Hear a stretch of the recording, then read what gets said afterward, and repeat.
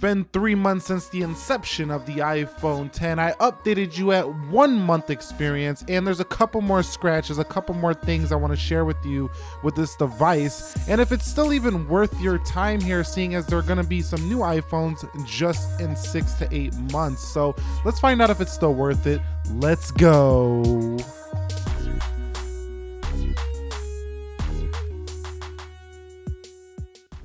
So here we are with the iPhone 10 3 months later. First of all, that design still remains very fresh, one of the freshest you can buy right now on any smartphone as the recording of this video. And that camera game is super strong. I actually think it's now better than my Note 8, which I used to think was a better camera than this, but after using this is probably the better camera. Now, in terms of balance and weight, it's a really good balance, but here's the downside I've noticed right away, and it keeps getting worse for me over time, is the stainless steel edges do produce more scratches than I was expecting, especially considering the price point of this phone. Now, volume rocker and silent switch area is just fine, and it's weird because some sides of the phone is just fine, but over here by the volume where you would have speaker, there's some scratches right there. Now on the screen, I do have a screen protector, so no issues there, but up at the top where it was exposed, I don't see any scratch going on there. So screen I'm pretty happy with. Now on the rear, there is some chipping in the glass. You're not gonna see it here on camera because it's very hard to see. You have to see it right in the right light. But one thing I didn't like is this camera hump on the rear over 3 months. It's just annoying when you're trying to type on a table and it does hit the surface like this. It'll rock a lot. And the power button I thought was a little bit too large. I actually accidentally pressed this too many times because it was too large, but really the star of the show of this phone is that display. That's an OLED display sourced by Samsung, and it is fantastic, beautifully calibrated. And the first thing I want to discuss is its sharpness. It's incredibly sharp. No matter what you're looking at on the screen, text is just super clean and super easy to read on this device. Now, there is some issues with PWM at night, post width modulation, which basically means there's a display flicker at nighttime if you get it too low, but you know, your eyes should adjust to it overall. But I really liked how you could just take text all the way down to the bottom of the display. Let's go and discuss the elephant in the room, which is the notch. Now, the notch to me didn't always get in the way, and a lot of applications are updated to fit this display with the notch. So, you know, as more developers get on board with this, it should get better. But where I really noticed the problem was here with the text right here. So you can see it cuts right into my text, and this never stopped annoying me. I've been talking about this since day one with this phone, and it still hasn't changed for me. So I really don't like this because I use the reader mode a lot on my iPhone. Now, also here in video, when you are watching a video, you can see right here that the video does cut right into the notch right there. So it's definitely a distraction if you are trying to focus in on some of your content that you are watching on this device. And here's another example in my YouTube Studio app where the phone is getting cut off by the notch. So when people say it's not really a problem, it does become a problem from time to time, but the overall color and saturation and calibration of display make it a great quality panel and definitely ahead of recent iPhones. As you can see right here, there's this night and day difference. So let's talk about the software here with the iPhone 10. One of the biggest changes you're gonna notice immediately if you do purchase this device, and I am running iOS 11.3 and I'm just testing it through beta here, but what it's really about here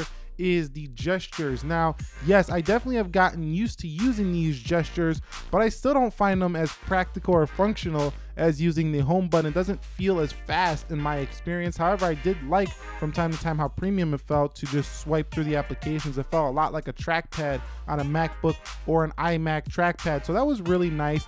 And the notification tray and the control center definitely felt a lot like Android, something I wasn't used to on an iPhone, but definitely not a strange experience as I am used to pulling a lot of stuff down from the top on Android devices. But one area which I really didn't like was the ability to pull reachability down from the dock. It didn't work as well as using the double tap on a Touch ID home button, but 3D Touch did work fantastic on this device, and having a narrow display was pretty much a joy to use here on this device.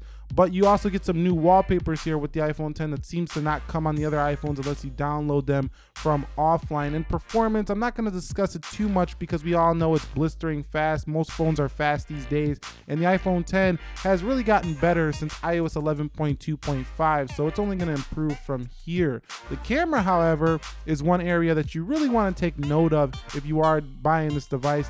this is definitely the best iPhone camera. You know, the 8 Plus is about the same as this camera, but the vibration when you are taking a picture definitely screams premium. Almost every photo you take with this device, it just kind of knows what to do and it gets a great photo. Now, I do think the Pixel 2 is still ahead of this camera, but for as far as iPhones go, this is definitely the best I've seen, and that zoom functionality, the telephoto, is amazing. Recording from 24 FPS and 4K all the way up to 60 FPS is also a new addition here for the iPhone 10, and 1080-60 remains. So you have definitely plenty of video modes, everything you would ever need from a smartphone, and smartphone videographers and photographers are really just gonna love all these functionality. However, it's a little bit annoying that I have to keep going into the settings just to change this stuff. So you might want to keep it at where you usually record video if you don't want to keep doing that. And the new file format saved me some storage, and I also did like the volume rocker taking photos on here because of the size of the iPhone 10. It felt like a little nice point and shoot. It's a pretty nice compact experience on this device, and all goes well for the front camera as well. You have most of the same modes. You do even have portrait here, which sets the iPhone 10 apart from the 8 and 8 Plus series, and it worked well, and it's getting better when it comes to softening out the edges, not making them too, you know, blown out on the sides. So definitely getting better in the later editions, and I expect it to even improve further. But also, I did like on the lock screen that you had this little 3D touch button to go ahead and to get in the camera, but I would still have liked a double tap on the power button. But check out these samples for yourself.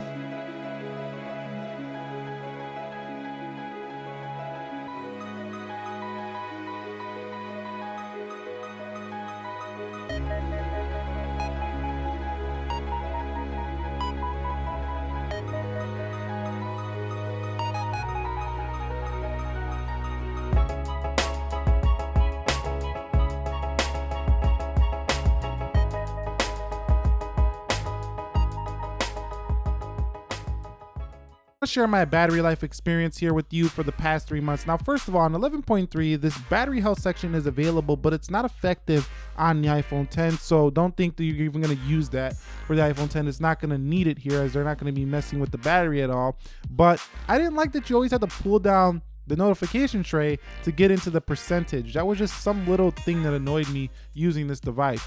Now, when I was doing video, especially in 4K, I would definitely drain a lot of battery life on this phone, doing things such as just doing some of your everyday Instagramming, doing some iMessage, keeping that brightness pretty low. Definitely saved a lot of juice. And one thing I would recommend if you do have or are getting an iPhone 10 is to put a black wallpaper. Pretty much goes for all OLEDs. It does save some battery life, and keeping my location services off saved me a lot of battery life. But on the whole, I was getting about 6 hours of on-screen time, so I'm pretty happy with the overall battery life. A lot of people say it's not as good as the 8 Plus, which I agree, but it's still better than the 8, so it's kind of in the middle of those two.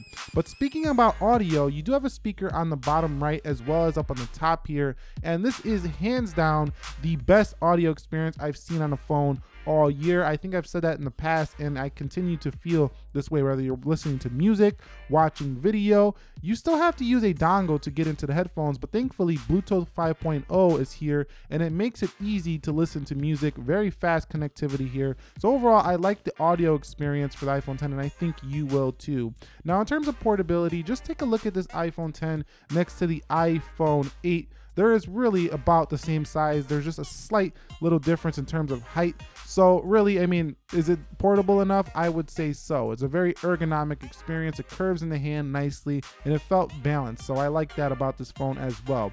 Now, phone call quality is something that I haven't talked about too much in the past, but this device definitely has never had any dropped calls, which is great to report after 3 months, especially if you do talk on the phone a lot. And signal strength has been strong. You know, some older iPhones had signal strength issues, but this is not one of them. So they hit this one out of the park when it comes to just phone call quality. Now, some miscellaneous stuff. Texting on this phone was a little bit narrow, so my thumbs would kind of hit each other and play a little games when I was texting, and I wasn't as accurate as I am on more Plus devices, but that just might be my hand size. And I accidentally would screenshot a lot on this device for some odd reason, probably because that power button is too large. And last but not least is Face ID. If I was waking up in the morning with one eye open, one eye closed, photos, the Face ID just couldn't recognize me, or if I was just waking out of a nap, wouldn't recognize me, or if I'm wearing a ski mask. But most of the time it did work in good daylight and when you look directly at the phone. So it's pretty good overall, just still needs some work in my opinion. And overall, the iPhone 10 after 3 months has been a 50-50 experience for me. It's not as great as I thought it was. There was a lot of hype around this phone, and I still don't think this phone warrants a $1,000 price tag. I think around 900 would have been definitely worth it, but still, this needs some refinements. But overall, it definitely represents the future of iPhone. What are your thoughts? Share them down below. Nick here, helping you to master your technology. Be sure to be well, and peace.